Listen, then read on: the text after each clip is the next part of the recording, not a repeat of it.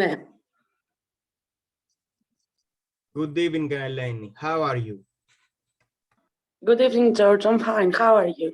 I'm fine too. Thank you for participating in our project. We will do an interview.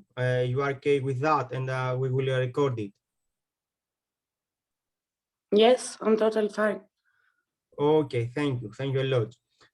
Tell me a few words about you.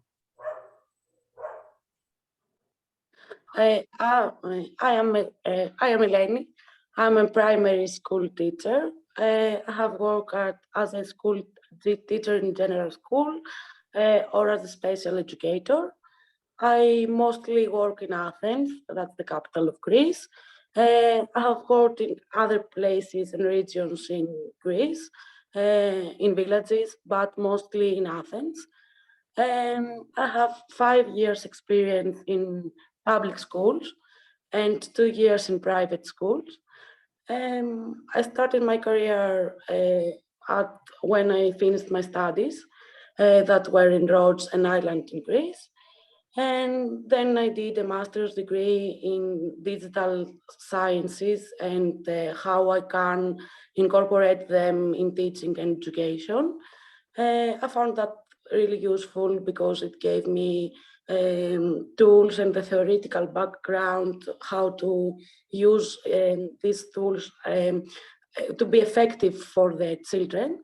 Then I did a master's degree in special education because here in Greece I may work as a shadow teacher that I assist disabled children inside the general class, and I had to be qualified to do that. I have done this for 3 years. 2 years were with children with autism, and one with other difficulties, mostly in learning. And now I work in Athens in a public school. Okay, thank you. And how do you use the art in your work? I find arts very useful through projects that I built and do in my class. I find this project very useful and effective because children can communicate better and take decisions, cultivate their creativity, and express themselves. And I found that the environment is better, more positive for the children, and they like that. They have motives to do these things. They are truly involved. They find ways to become better and overcome their difficulties. And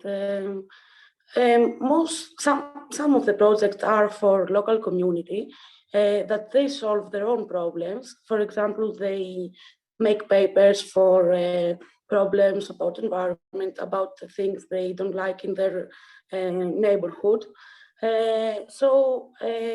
Through arts, that's a way to solve their own problems and communicate better with their classmates, with the school, and with the local community. Also, through arts, sometimes we communicate with other cultures, and that's a way to better know themselves and the others, to find differences and similarities, and become better to understand that we are all different. And that's okay if we are respectful with one another, and we can live in a society that's diverse, and it's okay not to be the same with the other. So that's how arts were useful to me, as a tool to know themselves, the others, the local community, or other cultures. Very interesting. It's very interesting. Thank you. Do you have contact with vulnerable groups? Yes, I have. mostly with Roma people.